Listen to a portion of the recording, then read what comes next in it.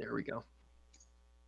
Hey, everybody, and welcome to another podcast of Everyday Intuition. I am Conscious Medium T Brandon Russ, and today's get together here is with Bobby A. I have butchered his last name in the 15 years I've known you.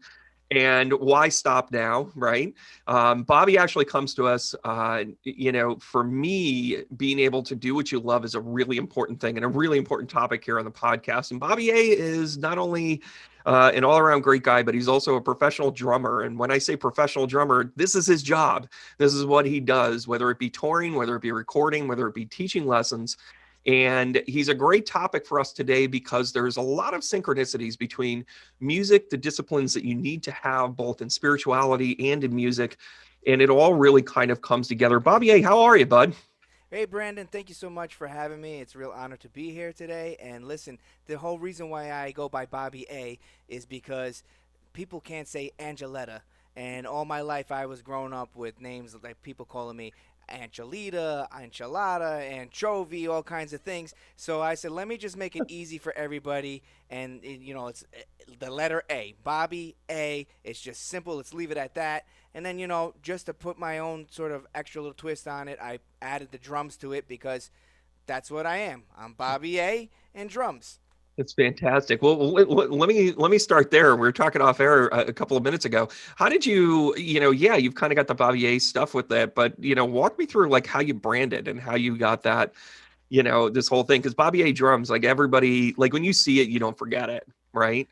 How'd you step into it? Well, I had other websites and branding ideas coming up. Like when I was early on, my very, very first website that I had, and I was probably like 19, 20 or something, very young and still a little green. And also, internet was still pretty, new. It was like, late It's still 90s and it's stuff. still new.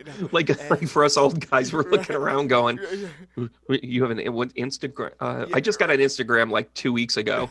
yeah, right. Like seriously, I'm like, all right, I guess so. Well, you kind of have to do it in today's world just to Yeah, to be social, and especially with now social distancing, the only way to connect is through these platforms. But my very very first website was mhm. called kingofdrums.com.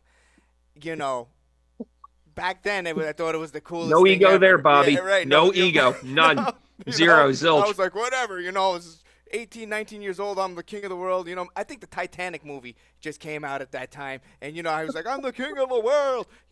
So I went with that for like a year, and I learned don't do that. So when I was coming up with, I knew I That's needed another awesome, website. I was like, let's just what do you want in a brand? You want people to know who you are and right? what you do. Well, my name is Bobby and I play drums, and nobody knows. I was going to go with BobbyAngiletta.com, but, you know, just then I would have to be like, yeah, go to my website, BobbyAngiletta.com. That's B O How B do B I? Y Does A that? N G I L L. Isn't that funny? That's What's two in a L's in two name? days, right? So I was like, you know what? Let's just cut it.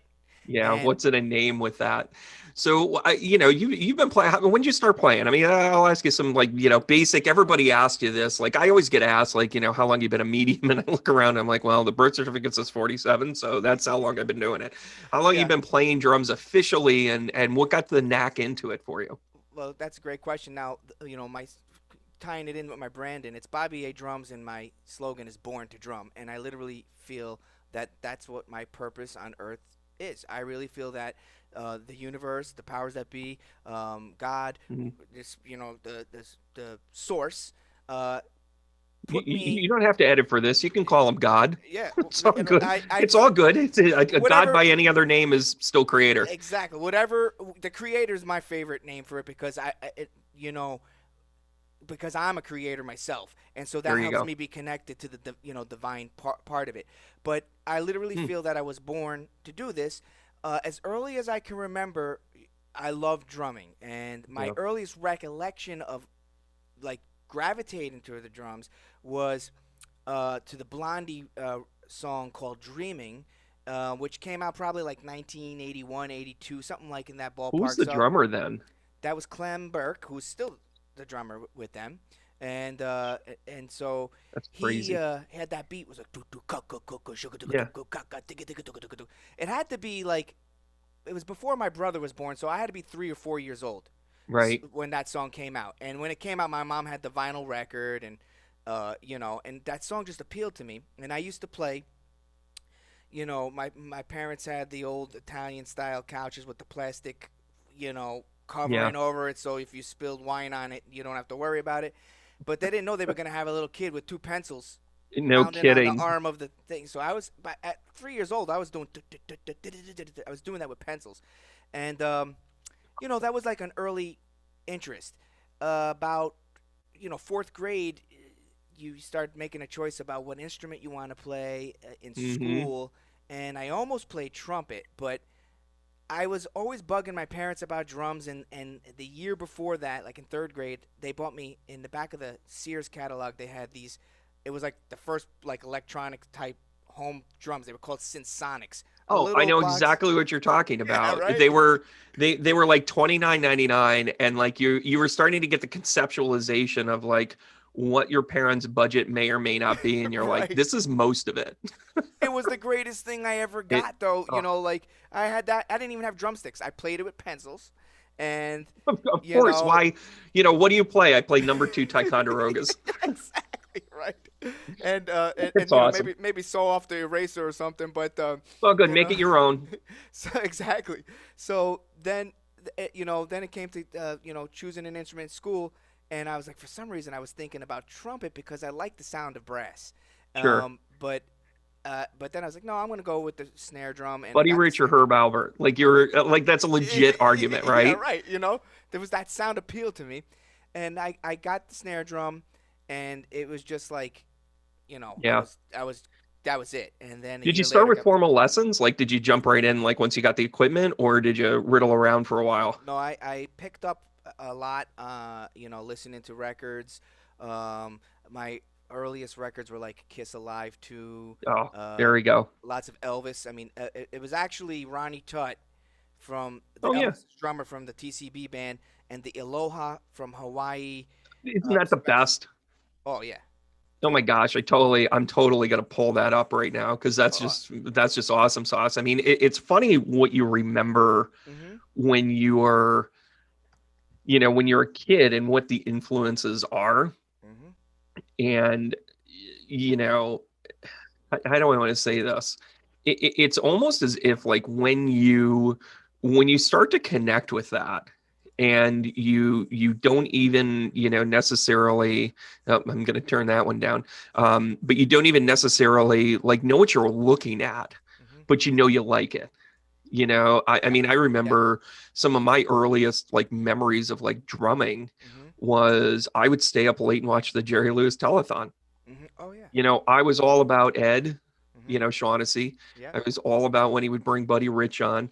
I Yep. even think he had, I'm trying to remember who else he had on. Louis Belson was always Yeah, on. Louis. There Yep. it was Yep. when, when he had those big freaking double bass. And I was just like, Yeah. what is that? It wasn't even, a few years later. And I think even Karen Carpenter played Oh drums yeah. on the Tonight Show one night, Yep. and I was like, what is that? And I used to always like Mhm. sneak and like watch from the other room and just watch see what was on. And I'd hear comedians. I mean, it's where Yeah. I learned about Robin Williams and Richard Pryor. It's like, so Mhm. like my comedic side, I really owe basically everything to the Tonight Show, from not only the musical guests but the comedic guests. And let's be honest, I mean, I basically do Karnak. Karnak is a day-to-day thing. I do the envelope thing. Yeah. um it's all good. I'm actually going to bring up you mentioned the Aloha, Yeah. and I'm going to pull up That's I'm going CC to pull Ryder this right at the up. beginning. When I first of all, I was a big Elvis fan, and right around the same time as I was getting my first drum, I was learning in school biography. So I read the book, like it was like a 30-page book, like introduction to Elvis, for kids. And then Right. I dressed up like Elvis in elementary school, and I had a guitar. Yeah, there it is. And that Yeah, drum I mean, set right totally. there. When I Look saw at that that thing, double kit. oh yeah, the blue sparkle, Of course. and then at the end of this first track, Ronnie Tutt just goes nuts. Like at the end, the band stops and he's just like, you just see hair flying all over the place. I actually heard somewhere that the inspiration for Animal from the Muppets Yeah. was Ronnie Tutt, Really? which I have Animal back there, Of and course we do. if you watch the way Animal plays drums on the shows and look the way Ronnie Tutt was playing, with Elvis, the motions were very very similar. So That's kind of funny. It's funny that you bring that up because I think I think I first met you at a drum off like forever ago. And I had actually played when I was younger and then I got out of it a little bit. I'm just going to let this kind of roll in the background. And that's kind of what you were talking about there when yeah, he's doing the split. Look at that. That's total Animal. yeah, It's right. total His Animal. head's popping around, and drums surrounding him everywhere. And that this was probably, I think, 1972 when this came out. It was like Yeah. epic because it was like one of the first worldwide broadcasts of something. And so Elvis, he Mm, was huge star, so everything needed to be huge. And right there, yeah. that angle right there, you were never seeing stuff like that in Yeah. that kind Well, of it was footage. also meant to There you be. I go, mean, right there. Look at that. yeah. Yeah, see, like That's awesome. That's awesome. I love hanging out with drum and music geeks. I really do because it's like you pick up on things where it's just like, even what Elvis just did, where he's like swinging his guitar over, you're like, as a performer, you're like, that's total crap. Like he's right, totally just like he's getting it out of the way so you can see his hips. right, He's thinking it's exactly. 1959, and he's doing Surfs Up Here. But this was like his big comeback. Oh yeah. And it was all by design. And one of the designs in this, I remember reading about this back when, even before YouTube was as big as what it is. I remember reading something like in People or even Newsweek. It was one of those things where it was like they were capitalizing on an anniversary of his, Yeah. and they talked about how unique they did the shots, and you're seeing it right here, Yeah. that it was meant to really kind of blow you away, to get overwhelmed by Elvis and his comeback, and it served its purpose. One of the things that they talked about was how the drum kit was so freaking big, Mhm. and that he was so over the top, and he was so um he was so into this. And even crowd shots, I mean, even here, Yeah. I mean, if Elvis came back, I mean, listen, I have some inside source. I don't think Elvis is coming back. I'm sorry to be the bearer of bad news on this one. Oh come on, Elvis lives. If you spell his name backwards, it's Elvis lives, right? I know, right? I know. He's like, Maybe not he's backwards, just, but rearrange the letters. I know. Listen, to us drummers, that is backwards. Yeah, right. Um, but no, I mean, it's like, but that was the stuff that like I would always look for those bylines. And for me, I was always, as much as I specialized in drums, I mean, I expanded out into, other things like guitar and, keyboards, and, I've got a lute sitting around here. I've got mandolins, I just, anything, if it's musical, I would jump into that. Do you find yourself like getting drawn to music on a regular basis, Uh, what's that journey for you? you know, rhythm for sure. Hmm. I find rhythm in everything that it's not even drums. In nature, Yeah. in people's personalities, and so cycles seem to be like my thing, like things that happen in a circular motion. I even Yeah. think of drumming very much in a circular motion, like literally in the movements I make, and the sound that I'm trying to get on the drums. I've seen a lot of drummers who play very up and down, very square in a box, and it sounds that way to me. Yeah. And to me, the drums is more of a fluid type of an instrument. Um, and even like the design of drums, like cymbals are round, a drum is round. Everybody's talking about a fat tone they want to get out of the drum, which is a round sound. Nobody's really Yeah. giving you like a hacked off sound, you know? Well, there has to be some Neil Peart influence on this, like 100%, because Neil, he recorded Moving Pictures. He Hmm. recorded, and I think he did the one after Moving Picture. I mean, at this point, I just listen to the chronological anthology at this point, so Yep. shame on me for not remembering each one of them. But you hear a distinct jump Hmm. because once he got it down, Hmm. he literally relearned the drums from the ground up, and he talked about that circular motion. Yeah. And he talked about three things. He talked about the ergonomics, which, by the way, I mean, this is in like the mid 70s, late 70s. Hmm. So here he is bringing in science into it. And then he talked about the feel Hmm. of like, hey, I want this to flow with this and this, and he was one of the first. I think Terry Bozzio really took it to another level, but the whole tonality, Yeah. like he would tone the drums. He would say, "Okay, Leaf, what are you in? Oh, this is going to be in a D," Mhm. and he would retune all of his drums to be a scale that would complement D. And I mean, that's so ahead of his time, so Yeah. ahead of his time. And then the last thing that he would talk about is the complement of like leaving space and then taking space. So he would be like, okay, I need a fill here, but I'm going to leave this open because when I do this fill, I'm going to drag this one out. And Getty actually talked a lot about how that's why he wrote most of the songs, because Yeah. he understood where he'd be like, your bass part's going to sound like this. Now go write your bass part. Okay, Lee, this is where your solo stuff is going to come in, and these are the orchestrations we're going to use. He really became a director with that. Hmm. Do you feel that you can direct Oh, from that seat? yeah. Well, to talk about Neil real quick, what Neil really showed the drumming world, and especially at the iconic level he is, and how well known he is that a drummer is a musician. Yeah. It's not just the guy in the back keeping time. Every musician needs to know how to keep time. Maybe that's the main purpose and role for a drummer, to help keep, like, to answer your question, a drummer's job is to keep everybody in line. Yeah. I tell my students and my band members, I'm involved in two bands. One of them I'm sort of the leader of, and one of them I'm not the leader of. And you know, whether I'm leading it or not, I tell everybody, I'm the guy driving the bus. I might not own the bus, but I'm driving the bus, which means that you you are a passenger to how where I'm taking it directionally. Now, Hmm. if I'm a bus driver, and you need to listen to your customers, right? You need to listen to So if they're saying, hey, you're driving too fast, or hey, whatever, you got to listen to that. But there's only one person in that pilot seat or in that driver's seat. So Yeah. I think drummers naturally have this ability to organize chaos, Yeah. right? We have multiple sounds going on, and compartmentalize Hmm. things.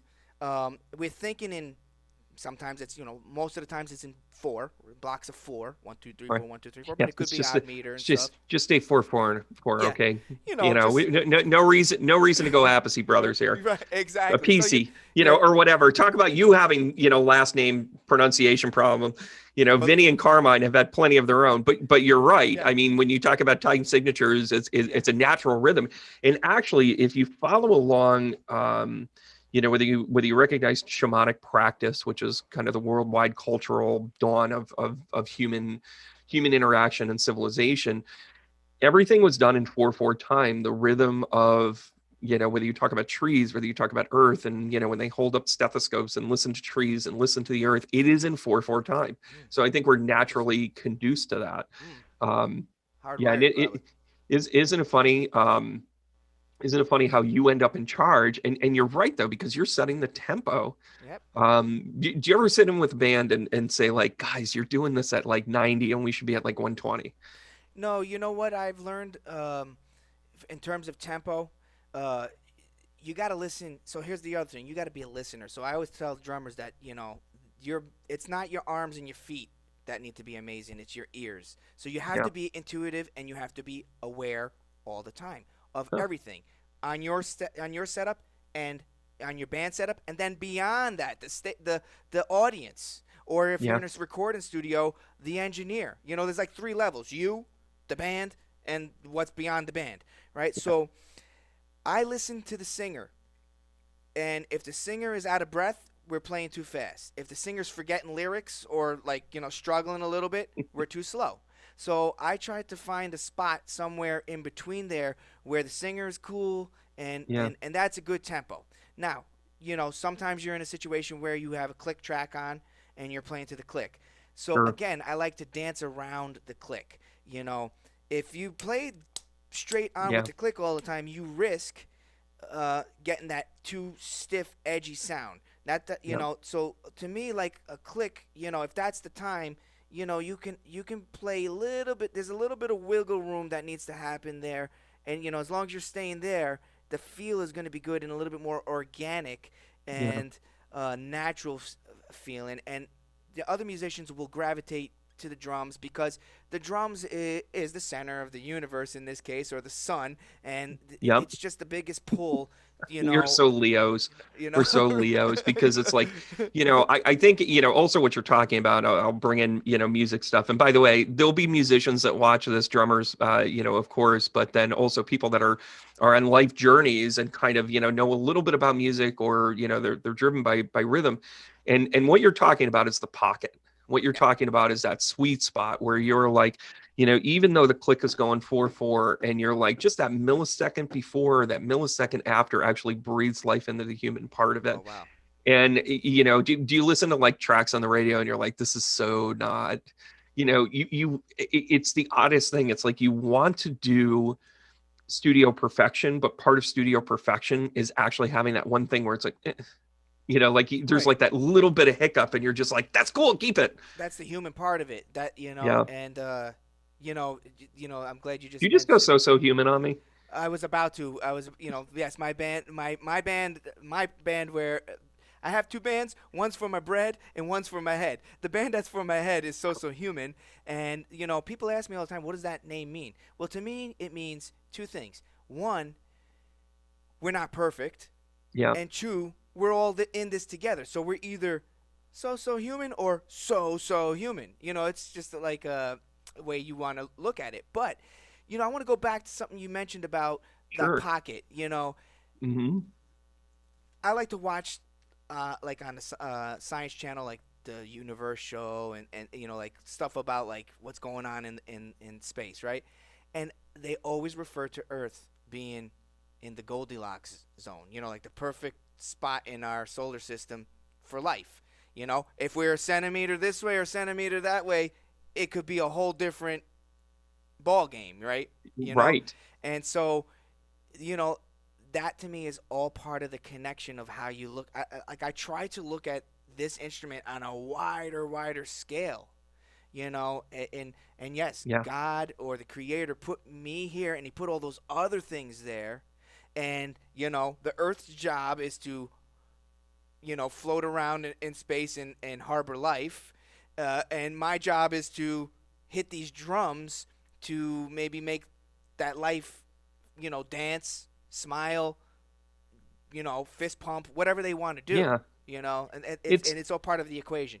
and it also becomes something where when you really start to develop this, when you really kind of develop a feel for this, and I go back to the thing where, you're talking about, like the pocket groove and being the director and really kind of owning it and giving everybody kind of the tempo and the feel. And by the way, being the leader isn't telling people what to do. Right. Being the leader is very much like setting the tone for what needs to happen next. Yep. And that sort of thing. And I've been in bands where, musicians have struggled because and this is the challenge that I see with them.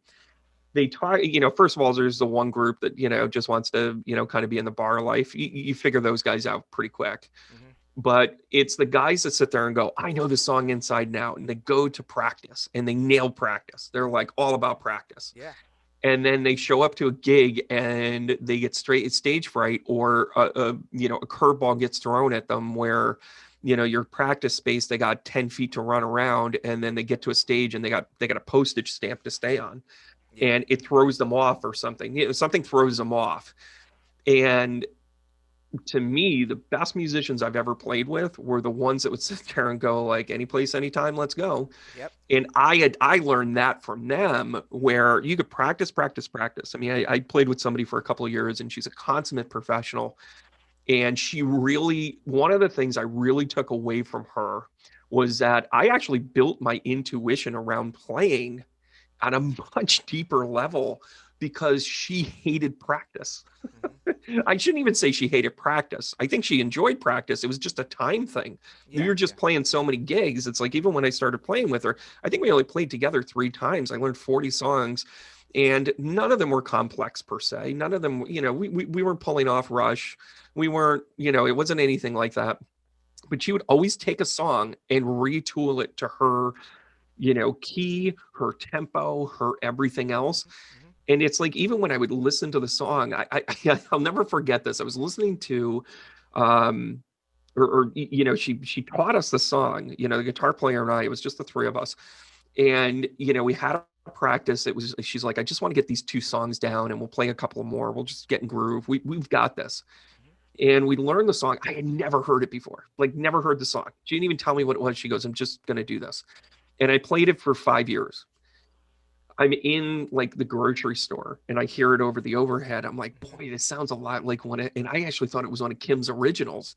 And I hear the song and I realize she took it, rearranged the whole thing. And I'm like, our version was so much better Yeah. than this top 40 crap. Yeah. Yeah. It was pretty amazing. And I think that's the power of music. And then that's kind of like one of the things I love, like when somebody like takes their own version of a song Yeah. and that sort of thing. Your bread band, you guys do a lot. I certainly don't mind if you mention them. Yep. Um, when you're playing out with the accents, Mhm. do you guys take a lot of you know, common stuff so people know the songs? You're a party band, so Yeah. when you go out there, are you going out there so that then everybody kind of knows your stuff and all that other good jazz, but then are you also do you make it your own? Good. Great question. And basically, with that band, um, first of all, a little history on that band. It's been around now. I think this is the 63rd year. The guys Yeah. that I work for, the two brothers, um, Joe and Frank, their father started the band back in 1958, and it started as an Italian wedding band. Like accordion. Playing weddings in Italian music, and Joe, who leads the band now, started in the band when I was born, 1977, and he's been doing it ever since. And when his father retired, from the band, he took it in a different direction of being more of like, get the horns and um, become more of a dance and party band. But what we do is play the music that people want to dance to, that are classic, timeless songs. Yeah. And then every year or so, like usually around the beginning of the year, like now when normally gigs slow down in the beginning of the year. That's when we practice. Now, to Hmm. me, practice means you work on stuff that you're not comfortable with or that's new. You don't keep Right. if you're playing what you already know over and over Yeah. again, you're not practicing, you're playing. So usually at the beginning of the year, we'll see what's happening on the radio, what seems to be popular, which newer artist has kind of the bigger hit right now, and we add that into the mix.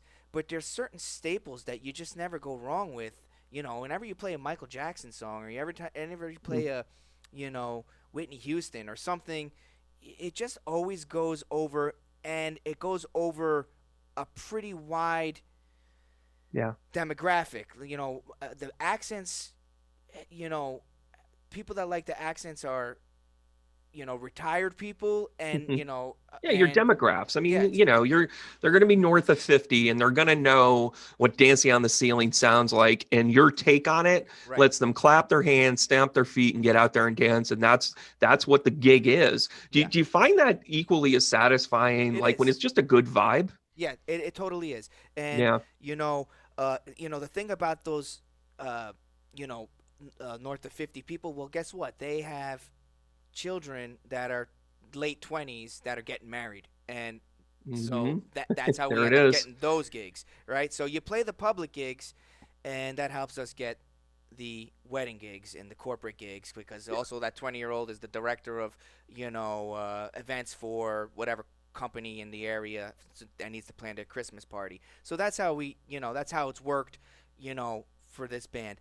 In terms of the way we play the music, Mm. you adjust to the vocalists, to Yeah. their pitch and their keys, but really tried to play it as close to the record and the recording as we can. And I'm a big, big stickler for doing it that way, because I Yeah. learned early on my first gigs, like a valuable lesson, which was this. My very first gig, I was playing in a trio band, and we were doing like Jimi Hendrix and Led Zeppelin and all you classic rock types of things, and I was like 14 years old. I was the king of drums, right? Yeah. Right. So That's right. Hey, you listen, know. listen. You didn't lick that up off the ground. Right, exactly, right. So every 2 or 3 bars, I'm like, doom da, shika dika dika dika, doom da, Yeah. brr, brr, ding da, rrr, like Yeah. Right. drum filling Right. You everywhere you you because you had injected yourself with Mike Portnoy blood, and you were just like, I'm gonna fill every freaking ounce that there is. I was 14 years old, man. I Yeah. was like coming of age, man. I was like, everything was like, yeah, hormones. The girls look at Of me like, course. Of So, course. after that very first gig, an older gentleman, and by older, he was probably in his 30s or 40s, but he's a person who Some old geezer in his he came 30th up to birthday. me, Yeah. man, and he was somebody who was a teenager when the music we were playing, you know, so A he grew up resident with that expert, music. I call them.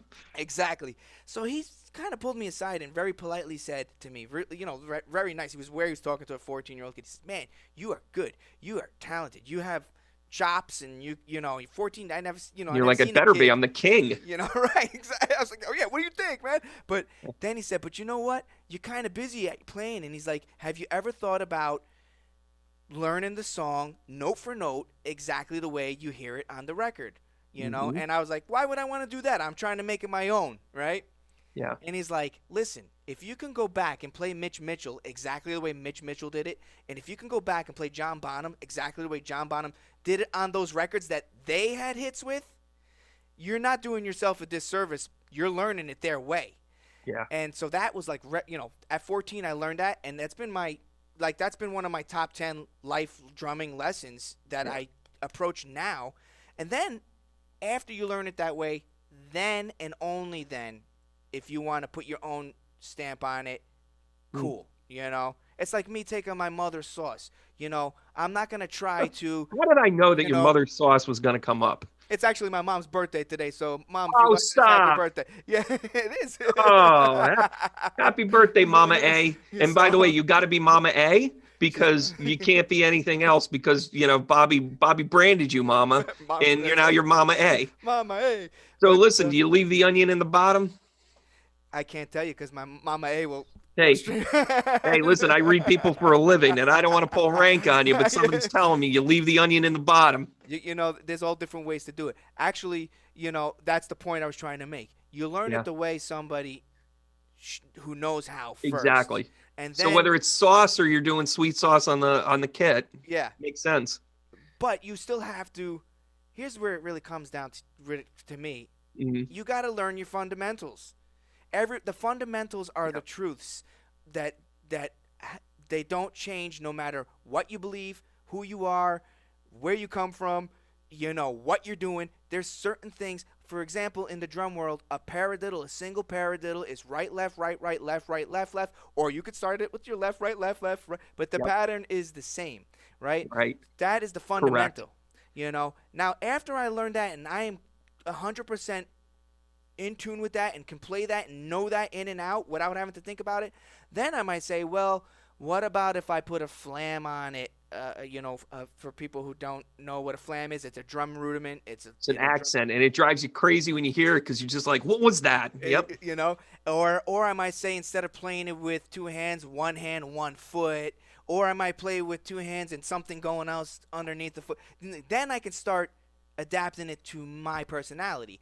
Now, for example, I'm not a double bass drummer. That's not a skill that I Right. worked on. But it's actually something I really want to get into. But let's say I was known for being really, really fast with my feet. Bobby A's Yep. got great feet.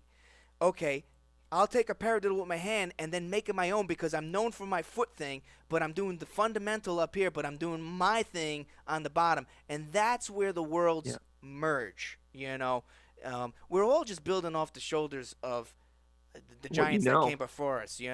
I mean, yeah. I mean that's really. I mean, I think that's a great point. Not only for musicians, but anything in life. And when I coach people to be, when I had drum students, it was the same thing. It's like, listen, we got to get this down before we get, all of this. We're gonna learn this on one drum, and I'll show you how to apply it to the other four. Right.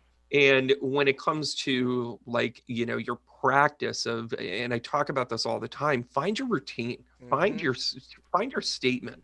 Find the thing that when things get a little off kilter, when the amp is right next to your head, Yeah. or you had to lug all your stuff in and you thought you were going to be on a stage and you're on a postage stamp, whatever the deal is, you've got something to go back to and go, okay, my warm-ups, I do the same thing every time. Mm. I'm going to do singles, I'm going to do doubles, I'm going to do single flams, I'm going to do double, like what, I'm going to work on my triplets, I'm going to do this is what warms up my hands. That's great. You have something to fall back on for you to get reset, and those are the people that are cool under pressure. Mm-hmm. They're the fire department during the fire. Yep. They're the ones that calm it, and that's actually the leadership thing. I think drumming is the most disciplined instrument, and I'm not saying that because 6 years ago there was a scientific study that drummers are actually the smartest. Yeah. Well, you don't have to tell the king of drums that, but Yeah, we're but, we're also the most okayest yeah, right. at the same time. I mean, it's like, Yeah. two things. I love that you shared that, about that kind of influence. Mine actually came, two things. First of all, I love the fact that, like, as I got older, I really started to appreciate it, and I didn't look at it as competition anymore. Oh, right. I mean, the late 80s and early 90s for me in upstate New York was like, weekends at Winners, and then you'd see the national acts come in and, whatever. And you just picked apart people to a point of dissatisfaction, Mm-hmm. where it's like, okay, well, what did they do well? What did you, work with? And I had a drum teacher, who has gone on to do a lot of great things, and he was also featured in Modern Drummer. I don't mind saying who it is, even without permission. I hope you don't get upset. But Tommy Benedetti, who his brand of music, growing up was hair metal. Like, I mean, he kind of had that. Went away to Berkeley, and then totally got into dub and reggae, and now he's like one of the most sought after reggae guys in the world. That's cool. And Really one of the things that he told me is he goes, there's only one drummer in the world, and it's you. Yeah, that's cool. Like, in that moment where, like, he caught lightning in a bottle for me, Mm-hmm. because I'm talking about this one. I go, well, what's going on with this band? And there, it was typical, parking lot wars. By the way, if you ever want to watch something funny about, like, 80s, like how bands went after each other, it's called Parking Lot Wars. Oh, And I gotta check that out. it's hysterical. They're like ripping each other's flyers down. It's like they're acting like a bunch of babies. But he caught lightning in a bottle when he said that to me. He goes, there's only one drummer in the world. He goes, you don't own this. You don't own the rhythm. You don't own it. You got to find it. Yeah. And and I think I took a dozen lessons from him. And it's not like he became a guru master for me, but he showed me what he knew. Yeah. And what he really showed me was, like, get out of your own freaking way. Yeah. And Yeah, that's big. That's good. I mean, that applies to you as a person, but it also applies physically to the instrument. It does. And by the way, if you ask Tommy today, like, how have you influenced people? He look at you and go, I don't know. I'm going up and playing, man. Like, he doesn't care. Yeah. He shows up to gigs with a bass drum, a snare, and a hi-hat, and he owns the joint. Yeah. It's freaking awesome. It's He's at fantastic. one with himself. What I'm hearing there, this whole little bit that you just talked about, Mm-hmm. the competition thing is insecurity, and Keep going. and it's the mentality that mentality that there's not enough for everybody, scarcity mentality. If you change your mentality, and that's a paradigm shift, if you go to the abundance, and I do a lot of things like Bobby A. The A stands for, in this case, abundance, right?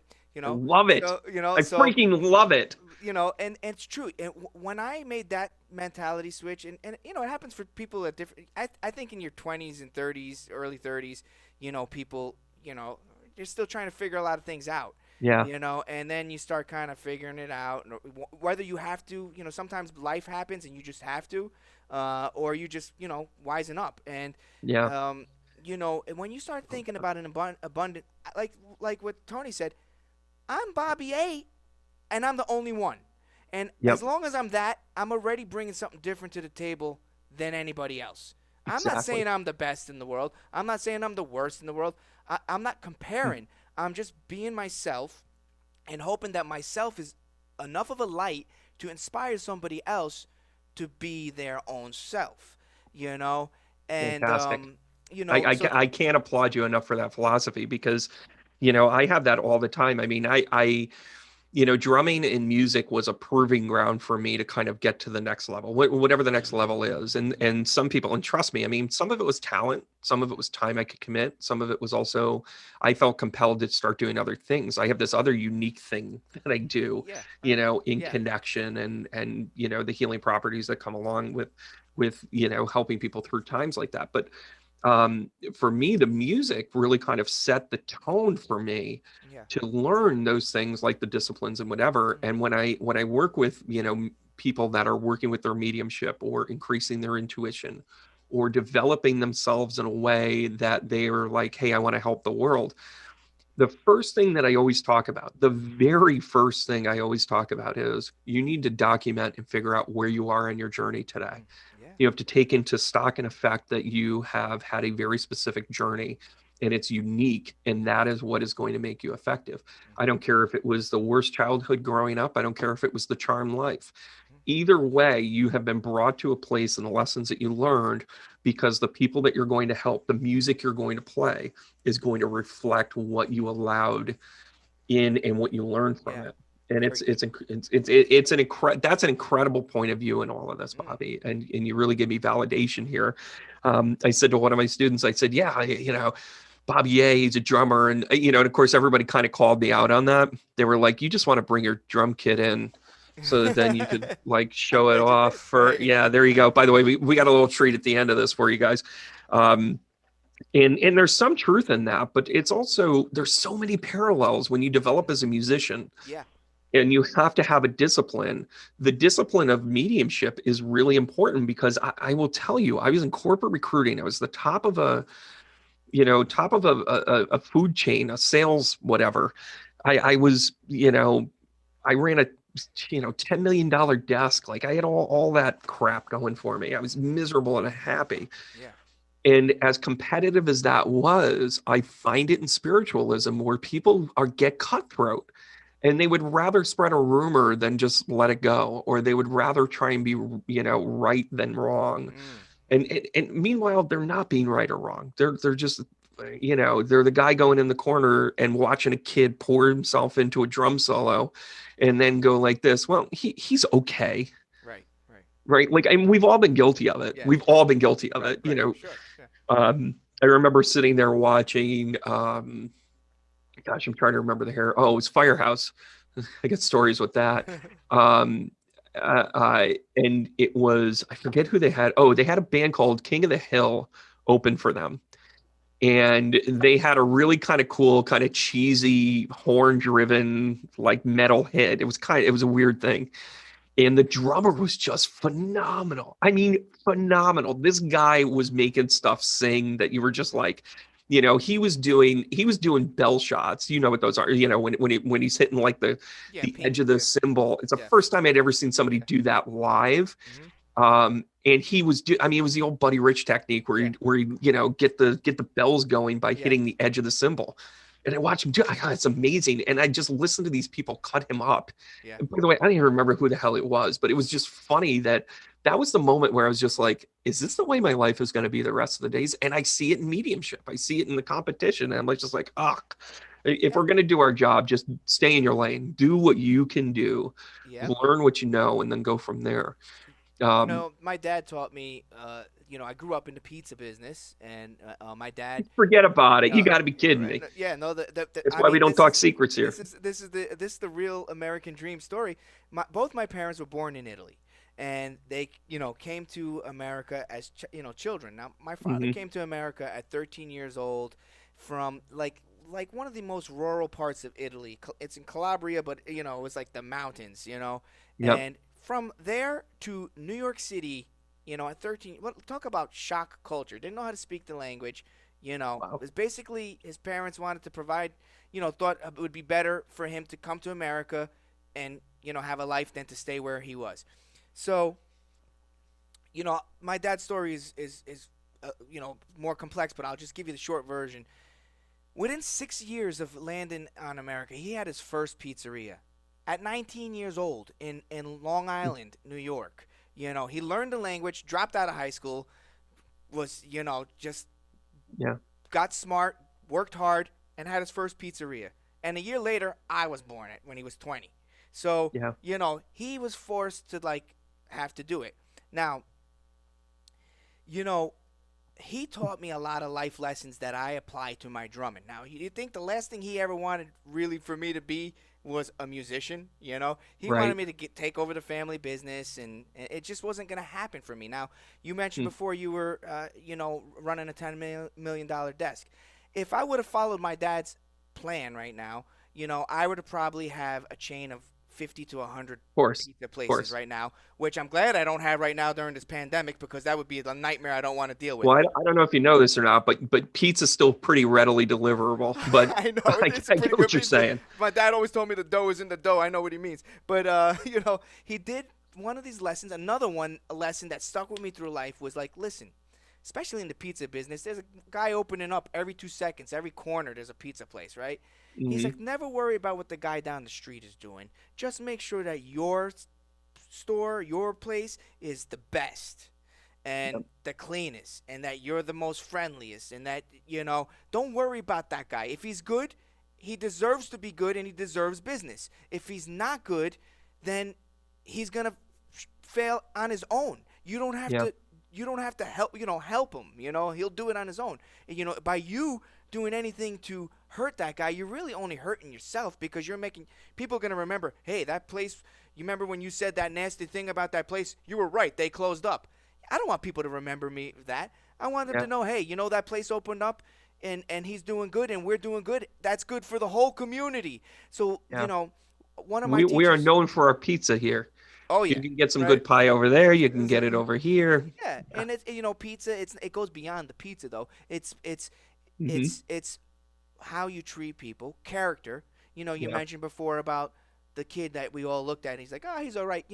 What I look for when I look at somebody, when I'm whether it's them playing music or whether I'm meeting them for the first time and it has nothing to do with music, what kind of character is this person Yeah. putting out? Like, does this person, 100%. giving off good vibes? And that doesn't mean he's smiling all the time. Everything. It's like, does he seem grounded? Does he seem, or she, you know, like somebody You're that still Italian. You're gonna go he first. It's not you. It's a cultural thing. It's you okay, know, Bobby. you know. It's Well, it's all good. I'm trying But to adapt because I'm. This kind of ties into the whole thing. You know, I have a process 6-year-old. improvement, my friend. You always got to be working towards the next better improvement. I still study. I Mm. take lessons with two drummers still to this day. I've been playing drums for 30 something years, and I Wow. had a lesson yesterday. I had a lesson yesterday with Dom Famulero, who's known as the global ambassador around the world for drumming. He Yeah, teaches everybody. I had no idea, really. Yeah, I study with him regularly, and It's um, and fantastic. and one of the things I learned from him is you bring people up with you, and he's a Yep. perfect example of that. My Not only has my playing gotten better in a year and a half or 2 years that I've been studying with him, Mm. and let me tell you, we're working on basics. It's not like we're working on this like trickery thing. It's going Yeah. back to the basics and improving them and being more efficient. Mm. And here's the real point: you have to have the mindset of always wanting to learn and never thinking you're done. You Yeah. go and look at the most successful people of all time, and the ones that were true successful and had long careers were the ones who always reinvented and always Yep. open minded and always wanted to learn I, and I not trying to shoot anybody down. I cannot agree with that more. I mean, the pandemic really made me when everything kind of shut down and the business shut down, and I had to, I went back to my basics. That's when I started. I got the recording equipment out. That was another part of our preset. Yeah. Before we started talking, it's like, you look around and you're like, oh my gosh, I got to totally switch to being online, and then I realized how much crap I had that I just hadn't plugged in. This and I this then is and then this you start to kind of go back to the basics. And for me, I love your point about the teacher model, because if you're going to be a good teacher, you should be learning yourself. And I always ask people, always ask your teacher what they're reading. Mhm. Always ask, and I really truly feel this way, that you should have multiple teachers. Yeah. because they're going to show you multiple disciplines, even on the same topic. Mhm. You're going to have different techniques. You're going to have different flow. Even here, like when I do like a mediumship mentor program, I bring in other mediums so you hear other people's techniques, other people's flow. Mhm. And it's a philosophy where, in this industry, and I saw it in reflections in the music industry, is that people were very like parallel. They were very specific and they stayed in their lane. There's some benefit to that. Mhm. But when you expand yourself and you're like, oh, maybe I'll kind of do this, or maybe I'll kind of, do that. I learned a really valuable lesson. This is like embarrassing and funny all at the same time. I had applied to, now again, this is in 1992. I had applied to MIT, not that MIT, but Musician Institute of Technology. California. Yep. Yeah, well, you would have thought, I would have aimed for the fences with that one. That would have been great to hang out with Paul Gilbert, Greg Bissonette. That would have been a good time, right? That would have been a little more kind of, up my alley, so to speak. But instead, when I went out there and, they heard it, and I think they kind of reluctantly took everybody to just kind of be like, hey, we'll put you through the process. We'll tell you what you need. At least we'll give you good feedback. And I came in and I sat there, and it was at Paisley Park. It was actually Prince's studio. So I'm walking in and I'm like looking for Apollonia. Like, I'm just like, is this really, can we purple rain this right now? And I came in and I met the first, yeah, I met the first guy, and he was, very much like, he was a Husker Du guy because it's Minneapolis, right? And, I'm shaking hands. I'm like, all kind of Mr. I mean, you might have been, the king of drumming, but I was working on being the prince of drumming, right? There you go. How you see how I did that, buddy? Yeah, I like that, man. So I sit down and they said, well, we want you to, meet the head of the percussion and, have a conversation with him. He's a great guy. He's a seasoned professional, and whatever. And he comes in, he shakes my hand. He's probably late 50s, early 60s. He sits down. He's got these big hands. And he sits down. He says, I listened to your audition tape. He said, I got to tell you, I can already tell you can't really read music well. Like he just picked me apart in the 90 seconds that he probably listened to. And then he said, he goes, but walk me through, like, what kind of music do you listen to? And I'm naming this band and that band. And, I read out of the back of Circus and Hit Parader and I knew them all and blah, blah, blah. And, then he goes, well, what do you think about, something like, say, Steve Miller? And I looked him dead in the eye and I go, I really can't stand Steve Miller. I think it's the worst music probably ever written.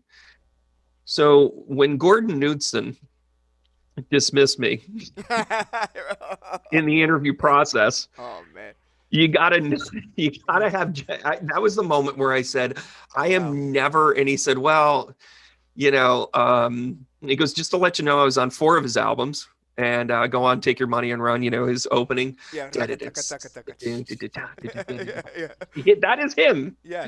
And I sat there and insulted him. Oh. Wow. I not only showed my youth, but I also showed my bombastic nature to be opinionated, young, and that has done nothing but soften for me over the years. And I find myself getting better. I find myself getting better both behind the kit. And I think as a penance, I still do this today. This is awful. By the way, I still don't care for Steve Miller. That's just a true confession. I just don't. And Abracadabra should be erased from everything. But anyways, What about the Weird Al see did a version of it too, right? It was who did? Weird Al did like a version of Abracadabra, but it was like He's sheer genius, yeah, I forgot what it was, but it was like a take on that. He is one of those guys that, like, if I could reincarnate, and by the way, back when you were talking about the Bobby A stands for abundance, you are totally spirit animal worthy. You are now Brandon spirit animal worthy, just to let you know. Like, you totally owned it. Like, you took topic and you exploded it. Yeah. But back on Weird Al, he's another one of those guys that, like, when I look at process, when I look at those things, he's a shtick, right? How do you keep a shtick fresh? Well, you sit around, you wait for the next top 40 and everything else. But this is how genius he is. And I think it's one of those things, like, in the music community, it's half and half, right? half of the people listen to that and they're just like, can you believe that he takes other people's stuff and turns it into his own? Yeah. And then the other half are just like, that dude's genius. Yeah. Like he twisted it around. Yeah. But he doesn't pay an ounce of royalties on those. You know how he gets away with it? I don't. He speeds up either the music, the lyrics. He hires his own musicians, Hmm. so he's never using tracks. He's never Right. vanilla icing it. Yeah. And then and he always offers it. And that's the thing. He always writes him a letter. He asks him for permission. Yep. Everything else. And then statistically, this is something that his record company, and I think he was A&M forever. I don't quote me on that, but I think his group, when they went to go convince people, they would literally say, when he does a parody, your stock rises. Yeah. Like, and he shows it every time. Yeah. And, Coolio flipped out, the Amish Paradise Yeah. thing Yeah. just exploded. Yeah. Coolio then became a Grammy Award winner. Right. Like Because it it made people like go back and look at it, right? 100%. But And that's that, the that was, whole mentality of what I was talking about before. It's like yeah, some people get a little too hung up. It's like this Bruce Lee quote I saw the other day. It's like, you're pointing the finger. If you focus on the finger, you're not going to see the moon and everything else, right? So like some people get focused on this. They lose the bigger picture, yep, let everybody go for the win-win. Let everybody eat a little bit, and you might be surprised. It might bring more attention to you.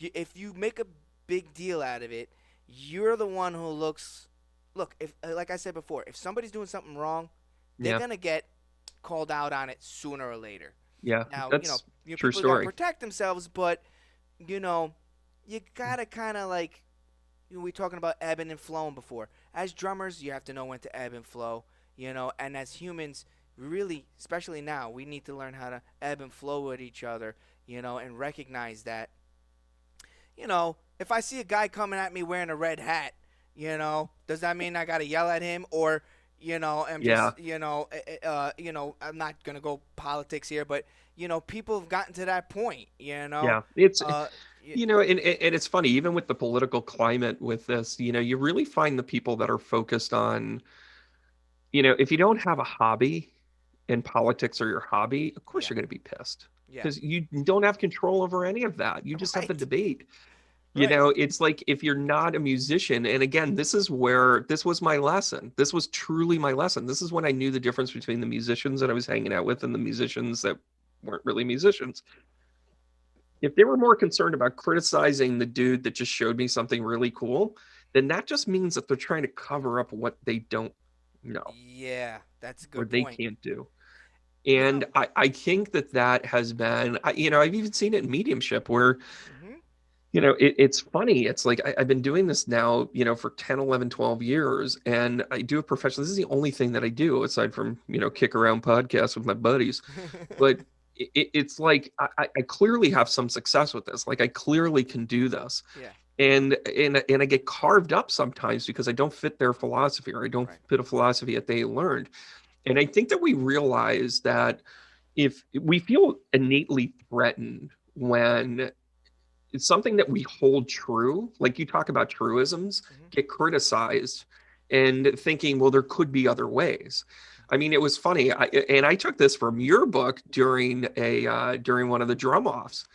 There was a kid that was struggling. I mean, this kid just didn't hit it. He just didn't nail it. He's probably one of these kids that's got posters on the wall, plays in his basement, and this is the only time he's ever played in front of people. hmm And I watched you lift him, and he was just like, he was struggling. His time was off. The judges were doodling. Like nobody was kept.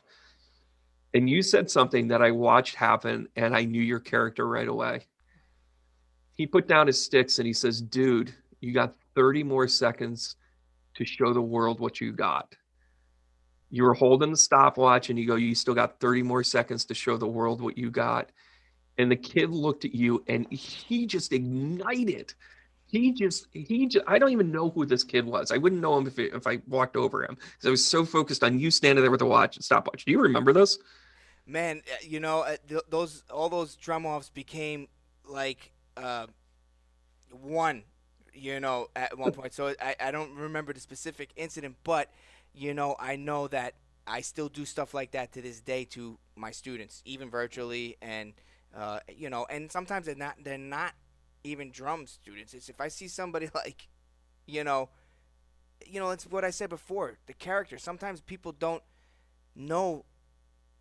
I can see something in them, and they need that light to be shown on them. Is that a word? Yeah. Shine, shown. Sh- They need, uh, you know, Got a lot you on know. me. So and everybody just needs that little ounce of you can do it. You Yeah. know. Now, you did this thing that you said before. On your audition with Gordy. Yeah.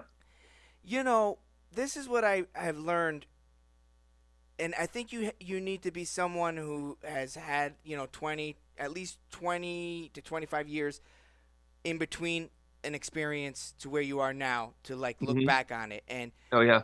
at that time it was probably crushing, but looking back on it, however so many years now it's a positive thing. You just shared that with me. It made like it just taught me something. It just made me laugh. You're looking back on it with a more mature sense now. You wouldn't be the person you are now without that previous experience. So Hmm. it might have been crushing at that time, but it's like an investment.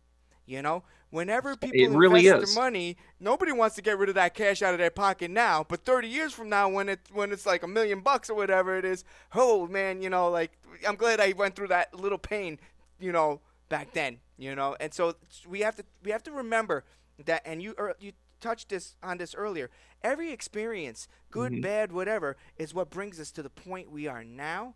And now is the only point that matters. And when you're playing music, whether you're playing reading music or playing the groove, you better be on the note that you are on now. If you worry about the beginning that you screwed up, or you're worried about how the ending is going to go, you're not focused on where you are now in the music, so that probably all of it is sucking. It's the point the finger thing. You got to be, where you are now. And again, I mean, that's why I think so many people follow, they might have been born and raised Catholic or whatever religion it is that they came into, but then they adopt, something of a Buddhist philosophy, which is staying in the now. Yeah. And that's kind of like, it's like the guy that says, oh, I'm the greatest band ever. And they go, they talk it up, they show up, they do whatever, doesn't matter whether it's great or not. And then afterwards, it's all about talking about how great they were, and they forget that in the moment is the experience. They forget that in the time when they sit down, and chances are they were winging it. Chances are they were working without that. Have you ever sat in and somebody throws you a curveball and you figure it out? Not because you didn't practice. I mean, we've all done that. And by the way, don't lie to me, I know you. um, where you sit down and you're like, I'm pretty good, I can figure this out. And they turn around and they go, okay, guys, so and so just came out with a new song. Here we go, Uptown Funk. And you're like, okay, it's in this time, it's in this signature. Go. It's just hit the accents and go from there. And sit down and you got to go with the flow. Have you ever been put in that spot where you're just like, no sheet music, Yeah. no lead time, and like, boom, there you go. Yeah, I mean, and the higher up you become as a professional musician, you better be ready to do that. You Yeah. know, and you know, even higher up, there's guys they have catalogs of music memorized in their head. I mean, like anything, especially in the Yeah. jazz world. Like the jazz guys, man, they know. I used to hear, I heard stories about like Tony Williams and Ron Carter and that famous Miles Davis quintet group traveling in between gigs, and like while they're on the road, they would be like giving each other pop quiz, like play me the head to whatever song and blah blah blah. But my answer to that though, when I'm in those situations, what's worked for me is my answer to something earlier: fundamentals. Yeah. You go back to the fundamentals. It comes down to you need to, the more tools you have in the toolbox, Hmm. then you're going to be ready to do any job. So that goes to the education level. You're going to use your screwdriver and your hammer mostly, and Right. they're going to be worn out. You, That's your 4/4 time. That's your hi yeah, hat double time. yeah. Yeah, So all make the sure all you the know how to basic use those. tricks. Yeah, Use yeah, yeah. those good. but you might go to Home Depot or Lowe's or wherever you shop. Ace's Hardware, the Bobby A, the A is for Ace. So like and buy a tool that looks cool, or you're like, someday I might have a use for this, and it may never come out of the package. But Yeah. you put it in your toolbox and you have it, and then if you need it, you can learn how to use it. So that's back to that education thing. But your fundamentals are so important, because if you have your fundamentals, you will find your way. The first couple of bars, you might be just keeping the time, you keep it solid, and then if you're listening, like I mentioned before, and attuned to your surroundings, you pick up what's going on, and then you have to adapt, like I mentioned before, and be flexible, and that takes experience. You can only get that by being out on the gig and working with other musicians. You got to get Hmm. out of the basement. You need to be in Yep. the practice room, but to get your skill together, but then you got to apply. Now, the word practice to me, Hmm. and I think you'll appreciate this. I never look at the word practice like something I have to do. Yeah. Work, go practice, go. That sounds like punishment. To me, Yeah. practice, my definition of practice is something you do regularly. You know, I practice breathing every day. If I didn't practice breathing, I'd be dead. So, back to your That's routine, that's first world. That's first world compliment right there. you That's know, good advice there, Bobby A. advice. Like an In this case, Bobby A stands for advice. exactly, Remember, right? breathe. So Yes, Daniel, great. son. So that's what it comes down to. You It's like true. It's true, though. practice is that. You go. They call a lawyer's like the law practice, or a doctor's practice. I hope when I go to the doctor, he's not practicing on me. It means that's what he does every day, regularly. It was routine. That's what Hmm. practice means to me. So, that's what, when I think about this instrument, I want to every day touch this instrument in one way or another that is going to help expand my level of this instrument, so I can be, even if it's 1 centimeter better than I was Yeah. yesterday. That's it. 1 centimeter in the forward direction.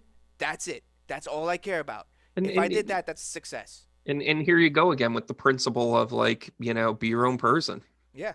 Be your own, so and I think where this really kind of expands out is that you do what you need to do, you'll make the people around you better. If you're a good drummer and you find that pocket and you keep that time, that bass player is going to go like, watch this.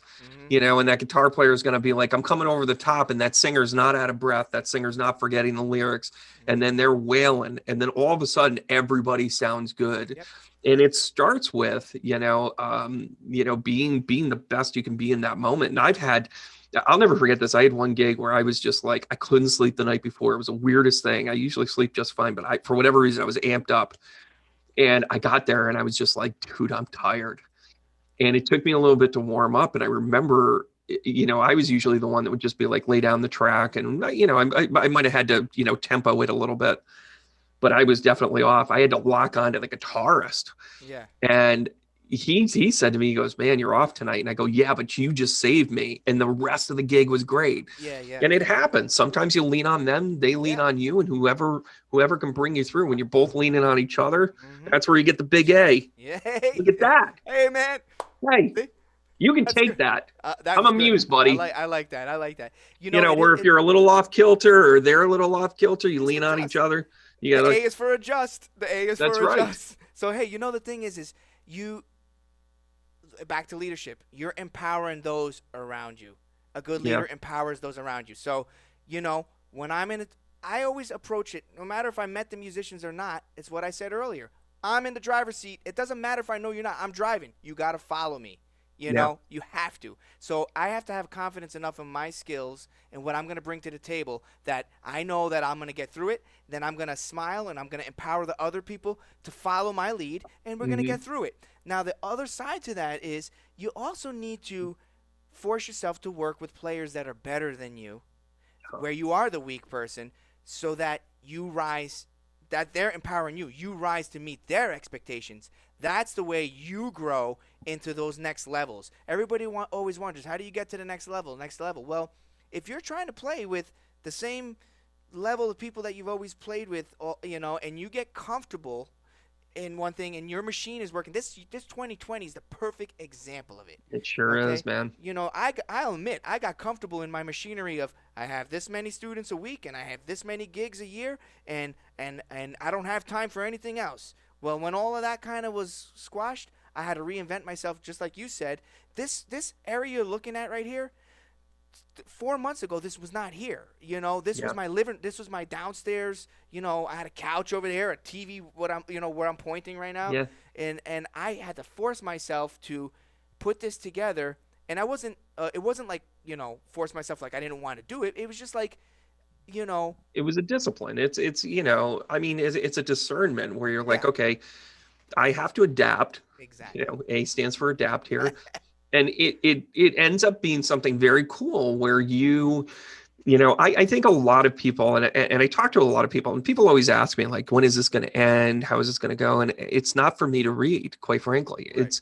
It's all depends. I know myself, I'm like, I'm thriving now with this being the Nice. way it is. Mhm.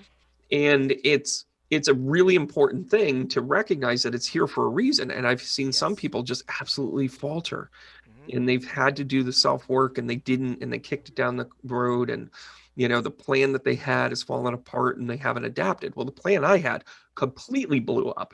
I mean, completely, like every single thing I thought of and tried, Yeah. every single thing within my model, like, blew up. Right. And it encompasses everything that we were just talking about, from the competition to the, oh gosh, I'm not going to lift them up if they're not going to lift me. I got Right. anybody that didn't speak the vibration of lifting up, done. Like, Yeah. just I can't handle it. Yeah. And it You have to created a new protect yourself. standard. And I showed up being the guy going, okay, well, we're all going to get better today. Mhm. And that, I think, was really important for me. Yeah. And I got creative, and I went to another level, and I still don't even get half of this stuff. I was Right. sharing that with you earlier. Hey. I got shit. I don't even know what it does yet, Yeah. but I know I need it, and I know I'm going to, follow up with this. And it's funny that you talk about the classes. For me, first thing back on the routine, Medium, we meditate every day. Like, and in meditation, that's our connection with spirit. That's our connection with kind of like, the world around us. When I sit down and I drum, it's meditative to Oh, me. that's With 100%. Yeah. whether I'm working with my djembe, by the way, how do you like this bad guy here? Let me see. This bad boy. Oh yeah, man. Yeah. God, that thing's got such earth sound on it. Oh, You look like you got a bunch of really cool looking Jesus. instruments back there. Listen, if it's not nailed down, listen, if it's a kid, I'll adopt it. And if it's an instrument, I'll bring it home and, work it into a song. Well, I always tell people, you were mentioning earlier about what happens if you get to the gig and it's not, the stage Yeah. is small and whatever. My answer to that is if you're a musician, you can play music anywhere on anything. I don't need a Pencils. drum set to play to show you that I can play the drums. You Yeah. know, um, and a good musician can do that. And here's what it comes down to. But especially drummers. You know what good drummers and good musicians are, but especially drummers. Aside Communicate. from good looking. You know, this is not No. really my hair, by the way. This is a helmet. Once I take this headphones off, the hair comes off. No, this is real. People keep asking me this, and I But it's real. it comes down It's to real. communication. Yeah, it sure does. You have to be you have to be You're able. talking to a medium, of You know, course. you got to communicate. You have to know how to communicate, and everybody has their different style. See, I talk with my hands. I can't help it. Like that's part of my style. I Forget talk with my about it. hands this way, and I talk with my hands this way. Here. That's what I was born to do, and you embrace it and you go with it. Yeah, That's the thing. The first step people need to do is embrace who they are, and they yeah. might have to go on the journey in the process of figuring that out. And for some people, they find it fast, like me. Thank God. Some people, it takes a lifetime. It doesn't matter when you do it. You'll be much better off when you do. It could be your last day. As long as you find it, at least you're gonna end like, okay, I got it. Yeah. You know.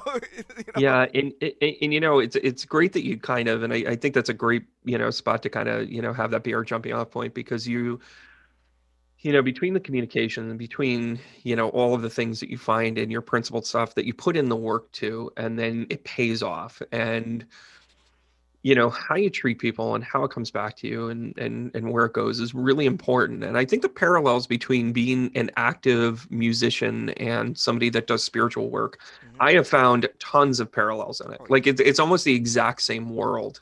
It's just I go out there and I don't have to prove to you that I can do this. Hmm. I just I'm doing it because I'm called to do it. And the fact that you were talking about, oh gosh, this is what I was meant to do. When did you say to yourself, that's it, this is what I'm meant to do? Like what was your aha moment where you're like, that's it, I'm all drums? Not that you didn't play it, but Yeah, like when was it that you 14 had your years old. Jerry Maguire moment, held up your goldfish and said, that's it, this is what I'm going to go do? I was 14 years old, and Really? I remember the moment. I remember the exact moment and the exact place I was. It was eighth grade, and we were like, they put like a test that all the kids had to take because next year we were going into ninth grade, and so our courses, they were going to tailor our courses to help us prep for where we might have been thinking we were going to go to college.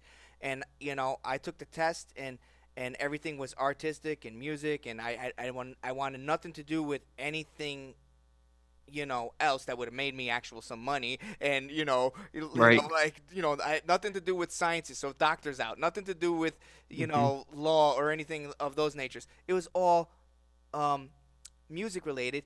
At the same time, I that was the same year where I played for my peers, and people started showering me with wow, like my identity sort of was established into drumming, even though I was doing it. Like people recognize, wow, you're okay Mm. at playing baseball, you're okay at football or soccer, but you're like excel at the drums. So I was like, okay, I made that connection, and I remember Mm. when I was 14, I stopped playing all sports. I stopped. I Yeah. put 100%. The only thing Became I hyper did, focused. hyper focus. The only thing I did was play the drums. That's when I started taking formal lessons. So I went. Yeah. I got my first drum set at 10, and it was 4 years later when I started. That's when I said I have to learn how to read because I want to get into a music college. I have to know about um, rudiments, Yeah.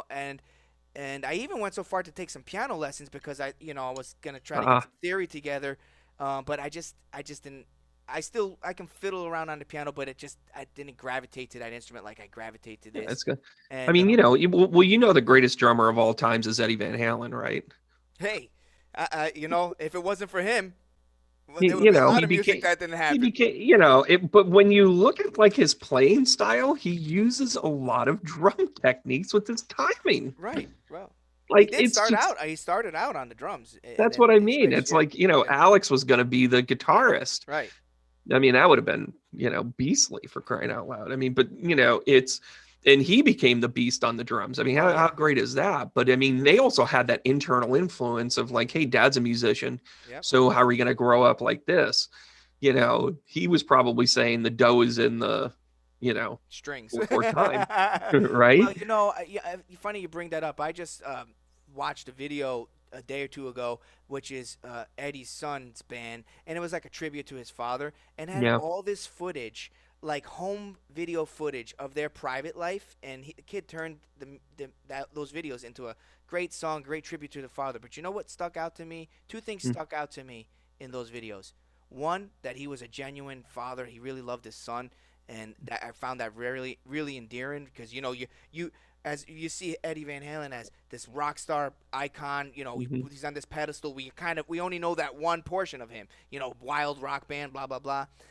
And then you see him with his son, and he was like the complete opposite sweetheart. But almost, I would say 90% of the time, he always had a guitar in his hand, Yeah. always. So it's it's a craft, it's a lifestyle, it's Mhm.